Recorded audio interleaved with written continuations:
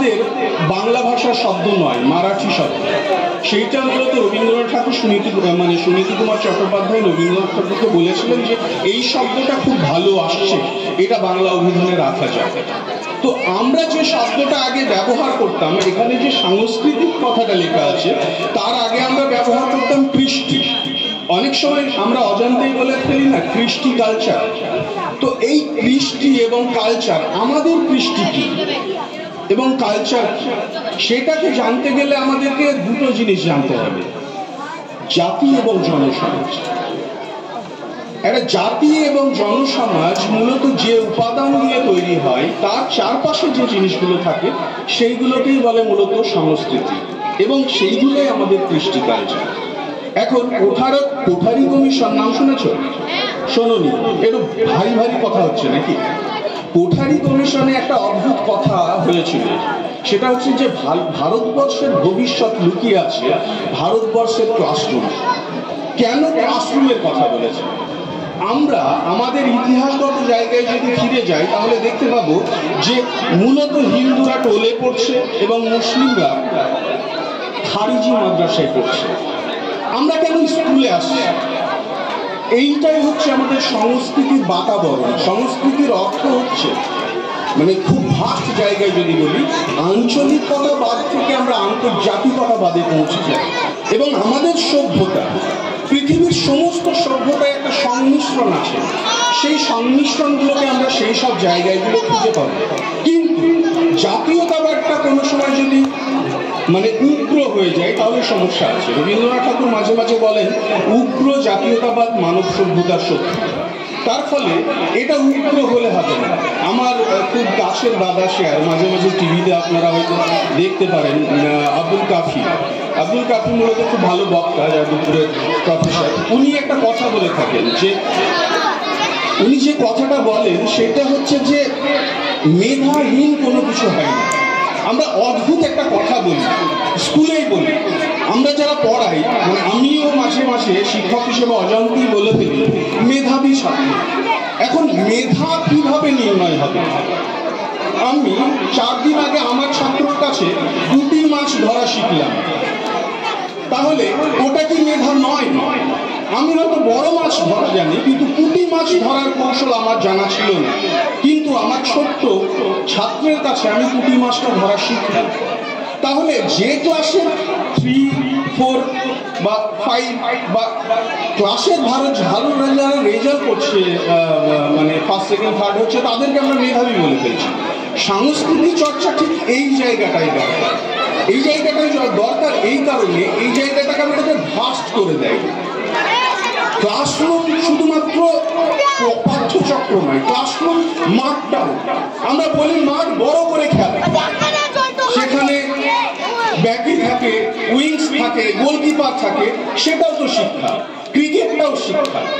আবার আমরা যে ছেলকিটকিট খেলাটা খেলি সেটাও শিক্ষা। মেধা ঠিক ওই জায়গায়। আমরা চর্চাটা করছি এই কারণে, আজকে যে আবৃত্তি করলো আগামী দিনে সে যে সুমন হবে না বা সে যে বড় আবৃত্তিকার হবে না তার গ্যারান্টি আমি দিতে পারি।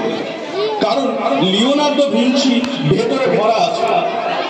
এই যে এখান থেকে লিওনার্দো ভিঞ্চি কিংকর বেঞ্চ হবে না তার গ্যারান্টি আমরা দিতে পারবো না।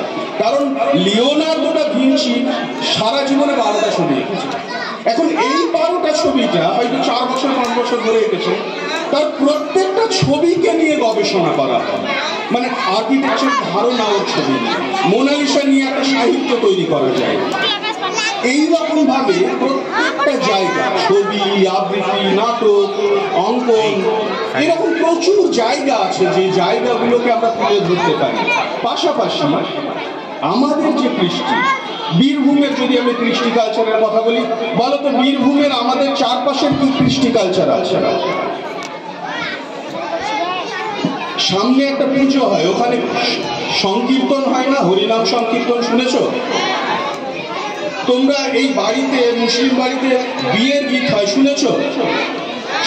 গান বাজনা হয়, তোমরা কবি গান শুনেছ? এইটা ঠিক আমাদের রিচুয়াল, মানে এইটাকে ধর্মীয় জায়গায় ফেলতে হবে না।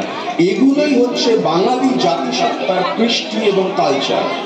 সেখানে দেখা যায় শুধু মানে আমাদের অতীত যদি বীরভূমে দেখি তাহলে দেখা যাবে এখানে লেটো গান ছিল, এখানে কবি গান ছিল, এখানে অনেক ধরনের কৃষ্টি কালচার ছিল যেগুলোকে আমরা টিকিয়ে রাখতে পারি।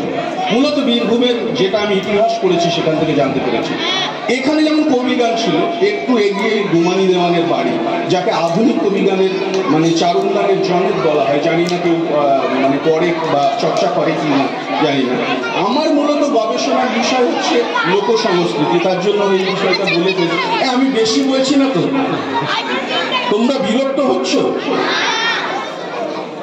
তাহলে কি আগামী দিনে তোমরা এই চর্চাটা করবে? আবৃত্তিতে আগামী দিন 100 জনকে পাবো? আসতে বলছো মানে জোরে? 100 জন? ঠিক আছে, আমি আগামী দিন আসবো, 100 জনকে দেখবো। এবং পাশাপাশি আমার সামনে বসে থাকা বিশেষ করে বেঞ্জামিন আলী, বেনজির আলী, নাফিসা আলী, এরা এখন এই গ্রামের অংশ নয়, কিন্তু বিগত দিনে ছিল। তাদের অরিজিন কিন্তু এই মুস্তাফা ডাঙ্গাপাড়া। এরকম অসংখ্য মানুষ আছে যারা এখান থেকে জন্মগ্রহণ করে তাদের জাতিক জীবনের জন্য, তাদের চাকরি জীবনের জন্য বা ভবিষ্যৎ উন্নতি করার জন্য বিভিন্ন জায়গায় গেছে। তাদের কাছে আমার আবেদন, তারা যেন এই অনুষ্ঠানটাকে এই ছোট্ট অনুষ্ঠানে করে না, সুদূর ভবিষ্যতে তারা যেন ফান্ড করে একটা বৃহত্তর অনুষ্ঠান করে। এবং সেটাকে শুধু অনুষ্ঠান দেখলে হবে না, আর ইউনিয়ন মানে আমরা সবাই মিলে একত্রিত হব, আমরা সবাই মিলে আনন্দ ফুর্তি করব, আমরা সবাই মিলে আমাদের চারপাশের যে কৃষ্টি কালচার, আমাদের যে সংস্কৃতি, তার চর্চা করব। এবং এই দায় কিন্তু আজিজ বেঞ্জামিন আলী, বেনজির আলী, নাফিসা আলী এদের থেকে যায়। পাশাপাশি ওর যেহেতু আমি হাসবেন্ড, আমারও কিছুটা অংশ থাকে। আমাদের বাড়িতে এই ধরনের চর্চা সারা বছর ধরে হয়। ছবি আঁকা, গান, নাটক, সমস্ত ধরনের সাংস্কৃতিক যে পার্টগুলো হয় মূলত সেগুলো করি। আমরা বিভিন্ন জায়গায় শো যাই করি। এই কালচারটা আমাদের ধরে রাখা দরকার। কালচার ধরে না রাখতে পারলে শুধু ভবিষ্যতে হয়তো এই জিনিসটাকে আমরা টিকিয়ে রাখতে পারবো না।